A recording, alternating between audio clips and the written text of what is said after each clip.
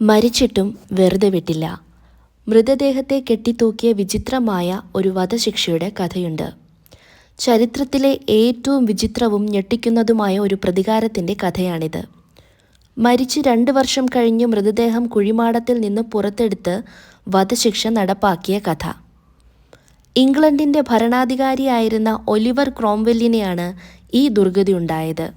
1649 ഇംഗ്ലണ്ടിലെ രാജാവായിരുന്ന ചാൾസ് ഒന്നാമനെ വധിച്ചതിനു പിന്നിലെ പ്രധാനി ഒലിവർ ക്രോംവെല്ലായിരുന്നു. രാജഭരണം അവസാനിപ്പിച്ച് അദ്ദേഹം ഇംഗ്ലണ്ടിൻ്റെ ലോർഡ് പ്രൊട്ടക്ടറായി ഭരണം പിടിച്ചെടുത്തു. എന്നാൽ 1658 ക്രോംവെൽ സ്വാഭാവിക മരണത്തിന് കീഴടങ്ങി. അദ്ദേഹത്തെ വലിയ ബഹുമതികളോടെ വെസ്റ്റ്മിൻസ്റ്റർ ആബിയിൽ അടക്കം ചെയ്യുകയും ചെയ്തു. ക്രോംവെല്ലിൻ്റെ മരണശേഷം ഇംഗ്ലണ്ടിൽ വീണ്ടും രാജഭരണം തിരിച്ചെത്തി.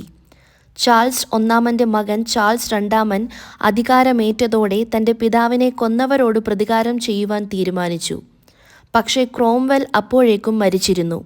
എന്നാൽ രാജാവ് വിട്ടില്ല. ചാൾസ് ഒന്നാമനെ വധിച്ചതിൻ്റെ 12ാം വാർഷികത്തിൽ ക്രോംവെല്ലിൻ്റെ മൃതദേഹം കല്ലറയിൽ നിന്ന് പുറത്തെടുത്തു. എന്നിട്ട് മരണാനന്തര വധശിക്ഷ. ക്രോംവെല്ലിൻ്റെ അഴുകിയ മൃതദേഹം പരസ്യമായി കെട്ടിത്തൂക്കി. രാവിലെ മുതൽ വൈകുന്നേരം വരെ തൂക്കിയിട്ട ശേഷം മൃതദേഹത്തിൻ്റെ തല വെട്ടിമാറ്റിയ തല ഒരു കുന്തത്തിൽ തറച്ച വെസ്റ്റ്മിൻസ്റ്റർ ഹാളിന് മുകളിൽ പരസ്യമായി പ്രദർശിപ്പിച്ചു. ഏകദേശം 20 വർഷത്തോളം ആ തല അവിടെ പ്രദർശനത്തിന് വെച്ചിരുന്നു എന്നാണ് പറയപ്പെടുന്നത്. ബാക്കിയുള്ള ശരീരഭാഗങ്ങൾ ഒരു കുഴിയിൽ തള്ളി.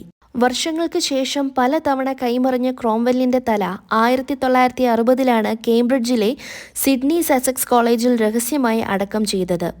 മരണത്തിന് പോലും തടയാൻ കഴിയാത്ത രാഷ്ട്രീയ പകപോക്കലിൻ്റെ ഏറ്റവും ക്രൂരമായ ഉദാഹരണമായി ഈ സംഭവം ചരിത്രത്തിൽ നിലനിൽക്കുന്നു.